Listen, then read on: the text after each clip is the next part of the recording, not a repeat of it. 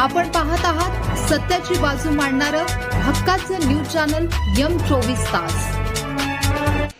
किरीट सोमय्यांच्या ईश्वरपूर दौऱ्याने राजकीय वर्तुळात खळबळ। राज्यातील बनावट जन्मदाखल्यांच्या आणि बांगलादेशी घुसखोरांना कागदपत्रे पुरवणाऱ्या रॅकेटचा पर्दाफाश करण्यासाठी भाजपचे ज्येष्ठ नेते किरीट सोमय्या आज सांगली जिल्ह्यातील ईश्वरपूर येथे दाखल झाले। या दौऱ्यामुळे जिल्ह्यात एकच राजकीय खळबळ उडाली असून प्रशासकीय यंत्रणेचे धाबे दणाणले आहेत। माध्यमांशी बोलताना सोमय्या यांनी खळबळजनक दावा केला की मुख्यमंत्री देवेंद्र फडणवीस यांनी बांगलादेशींना खोटे दाखल्यांनी आधार कार्ड उपलब्ध करून देण्याचे मोठे कारस्थान उघडकीस आणले आहे। गेल्या 3 महिन्यात अशा 3 लाख बनावट प्रमाणपत्रांवर कारवाई करण्यात आली आहे। उत्तर भारत आणि बिहारमधून चालणारी एक टोळी महाराष्ट्रातील ग्रामपंचायतींचे पासवर्ड हॅक करून हे रॅकेट चालवत असल्याचे किरीट सोमय्या म्हणाले। बांगलादेशींना जन्म प्रमाणपत्र खोटे कागद डॉक्युमेंटच्या आधारावर देण्याचं खूप मोठं कारस्थान देवेंद्र फडणवीस सरकारने उघडकीस आणलं आहे। गेल्या काही महिन्यात 3 लाख असे फर्जी जन्म प्रमाणपत्र रद्द करण्यात आले आहे आणि त्याचा भाग म्हणून एक असं लक्षात आलं की काही ग्रामपंचायत मध्ये मोठ्या प्रमाणात त्यांचा जो पासवर्ड असतो हॅक करण्यात आला। ती एक मोठी टोळी आहे जी सध्या उत्तर भारत बिहार मधून ऑपरेट करते। त्याचं इन्व्हेस्टिगेशन चालू आहे। 11 लोकांची अटक झालेली आहे। त्यांनी महाराष्ट्रातले अनेक गावांचे टर्मिनल हॅक केले आहे। आतापर्यंत 7 गावाचा FIR झालेला आहेत आणि 67,000 असे जन्म प्रमाणपत्र रद्द करण्यात आले आहेत। आज सांगली जिल्ह्यात 2 गावात मी भेट घेत आहे।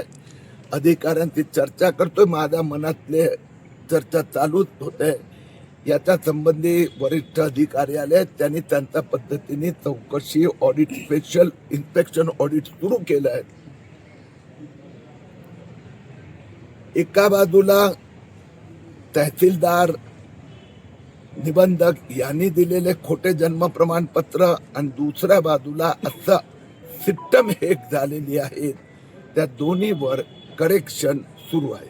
स्पेसिफिक उरण ईश्वरपूर आटपाडीमध्ये तुम्हाला काय आढळलं आहे म्हणून आज दौरा तुम्हाला आला आणि ईश्वरपूरमध्ये काय सापडलं? आता ज्याला आपण असाधारण म्हणजे ॲबनॉर्मल, तर काही माहिती ॲबनॉर्मल मिळाली उत्तर त्यामुळे मी आज इथे आलो आहे। ते ॲबनॉर्मॅलिटी मी त्यांच्याजवळ स्पष्ट केली आहे। त्यांनी सांगितलं की आता आम्ही दुरुस्ती करू आणि दुरुस्ती करून आम्हाला एक 10-15 दिवसात आम्ही पूर्ण हे झाल्यावर ॲबनॉर्मॅलिटी मान्य झालेले आहेत। त्यात अर्धे टाकले आहेत, अर्धे टाकले नाही आहेत। तर त्या पुढच्या 15 दिवसात ते दुरुस्ती करून मग त्यानंतर त्यांचा रिपोर्ट आल्यावर पाहू। मग हे संगणमतानं सगळं केलेलं आहे का टेक्निकल? एक गोष्ट अशी आहे की ते त्यांनी माझं ऑब्झर्वेशन मध्ये ॲबनॉर्मॅलिटी मान्य केलं। आता ते चेक करतायत। भीती कशी असते मी तुम्हाला सांगतो। नंदुरबार मध्ये जे सिस्टम प्रमाणे जन्माच्या नोंदी जुन्या घेतल्या गेल्या त्या तिथल्या इन्चार्जला इन्स्पेक्शन साठी पाठवल्यानंतर 1120 ज्यांचं त्या गावात कधी त्यांचं काही अर्ज नाही, जन्म प्रमाणपत्र काही नाही असे नावं नोंदवण्यात आले होते। त्याच्यावर आता FIR दाखल झाला। तर इथे आता तेच चेक करतायत। तर रिपोर्ट येईपर्यंत वाट पाहावी लागणार। राजकीय काय विचारू का नको येत आहे याकडे कसं बघताय? आणि आज रोहित पवारांनी राज ठाकरेंची सुद्धा भेट घेतलेली आहे आणि या सगळे प्रकार सांगितलेला आहे की सरकार यामध्ये दखल घेत नाही।